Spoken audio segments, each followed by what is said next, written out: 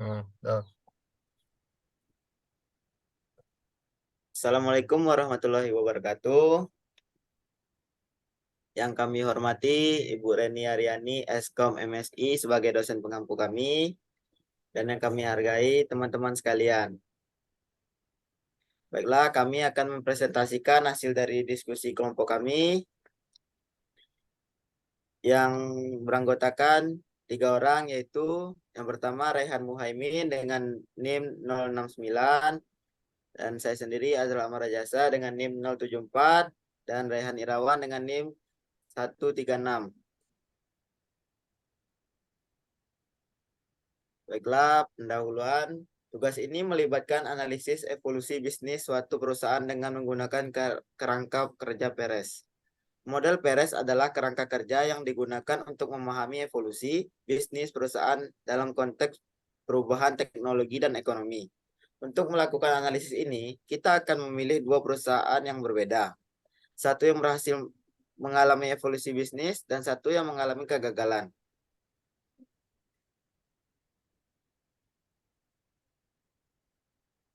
Yang kedua, pembahasan. Yang pertama, perusahaan Apple. Evolusi bisnis Apple. Yang pertama, awal pendirian pada tahun 1976 sampai tahun 2000. Apple didirikan pada tahun 1976 oleh Steve Jobs, Steve Wozniak, dan Ronald Wayne.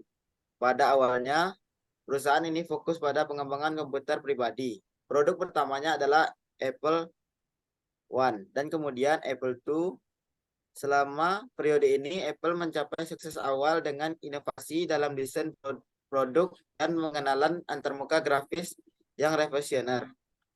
Yang kedua, krisis pada tahun 1980 hingga tahun 1990-an. Meskipun awalnya sukses, Apple mengalami kesulitan selama 1980-an dan awal 1990-an karena persaingan sengit di pasar komputer pribadi. Jobs meninggalkan perusahaan pada tahun 1985 dan Apple berjuang untuk beradaptasi dengan perusahaan pasar.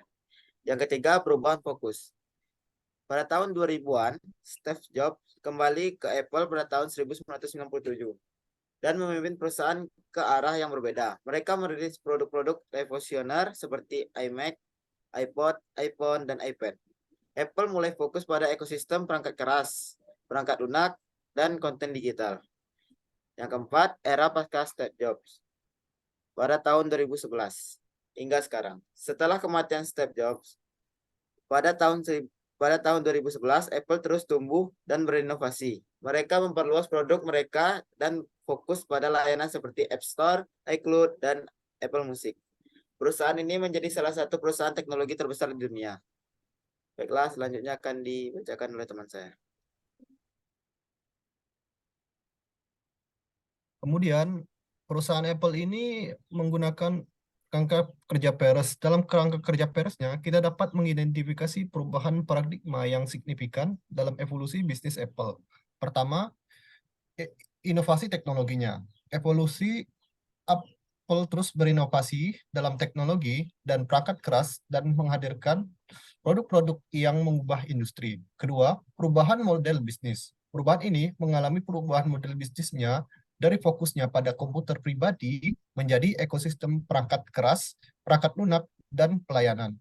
Kemudian, tiga, respon terhadap krisis. Apple berhasil merespon krisis dengan baik, terutama setelah kembalinya Steve Jobs.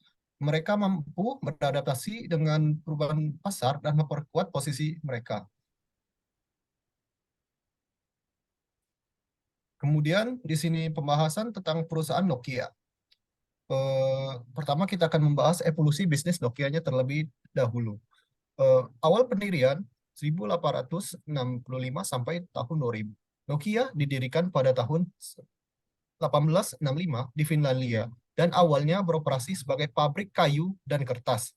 Pada tahun 1960-an, Nokia mulai bergerak ke industri telekomunikasi dan elektronik. Pada dekade 1990-an, Nokia menjadi salah satu pemimpin dunia dalam produksi telepon seluler dengan seri Nokia 1100 yang sangat populer. Tahap kedua adalah tahap krisis. Terjadi pada tahun 2000 sampai 2010-an. Nokia mengalami persaingan yang ketat dari pesaing seperti Apple dan produsen ponsel lainnya yang beralih ke smartphone. Mereka awalnya tidak mengidentifikasi potensi pasar smartphone dengan tepat dan terus fokus pada ponsel fitur. Hal ini menyebabkan penurunan pangsa pasar yang signifikan. Kemudian ketiga ada perubahan fokus. Pada ini terjadi pada tahun 2010-an. Setelah menyadari keterbatasan strategi mereka, Nokia mencoba untuk beradaptasi dengan perubahan pasar dengan bermitra dengan Microsoft dan mengadopsi sistem operasi Windows Phone untuk ponsel pintar mereka. Namun perubahan ini tidak mampu mengembalikan dominasi mereka di pangsa pasar smartphone. Kemudian era terakhir yaitu era pasca ponsel. Jadi pada tahun 2014 sampai sekarang. Pada tahun 2014, Nokia menjual bisnis perangkat seluler mereka ke Microsoft dan beralih fokus ke bisnis jaringan telekomunikasi, infrastruktur, dan teknologi. Mereka berusaha untuk mendiversikan portofolio mereka dan memperkuat posisi mereka sebagai penyedia solusi jaringan global. Kemudian akan diteruskan oleh teman saya. Berikutnya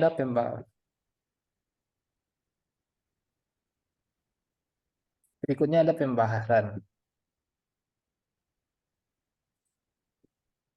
Analisis penggunaan kerangka kerja PERS. Dalam kerangka kerja PERS, evolusi bisnis Nokia dapat dijelaskan sebagai berikut. Yang pertama, inovasi teknologi. Nokia adalah pemimpin dalam industri telekomunikasi pada awalnya. Tetapi mereka gagal mengidentifikasi tren perubahan terkait peralihan dari model fitur smartphone mereka. Mereka lambat dalam mengadopsi sistem operasi yang kompatibel dengan smartphone. Ini merupakan kegagalan dalam mengikuti perubahan paradigma teknologi. Yang kedua, perubahan bisnis. Nokia terlalu terikat pada model bisnis tradisionalnya yang berfokus pada perangkat keras ponsel. Mereka gagal untuk diversifikasi ke dalam layanan atau ekosistem yang lebih luas, seperti yang dilakukan Apple. Kegagalan ini mengakibatkan penurunan pangsa pasar yang signifikan. Yang ketiga, respon terhadap krisis. Nokia menghadapi krisis besar saat dasar perubahan menuju smartphone. Mereka berusaha merespon dengan bermitra dengan Microsoft dan mengadopsi sistem operasi Windows Phone, tetapi perubahan ini tidak berhasil memulihkan posisi dominan mereka di pasar. Ini menunjukkan kesulitan dalam merespon perubahan secara pasar efektif. Kesimpulan, Nokia tetap beradaptasi dengan perubahan dalam bidang teknologi, model bisnis, dan merespon terhadap krisis. Berfokus pada bisnis tradisional mereka. Hal ini menyebabkan penurunan pangsa pasar dan hilangnya dominasi awal. Kesuksesan atau kegagalan perusahaan bergantung pada kemampuan mereka mengidentifikasi dan merespons perubahan paradigma industri. Perbedaan utama dengan Apple adalah kemampuan Apple mengikuti perkembangan teknologi, beradaptasi dengan model bisnis baru, dan merespons krisis. Akibatnya, Apple tetap menjadi pemimpin, sementara Nokia mengalami penurunan signifikan. Kesuksesan perusahaan ditentukan oleh kemampuan mereka beradaptasi dan berinovasi menghadapi perubahan pasar teknologi.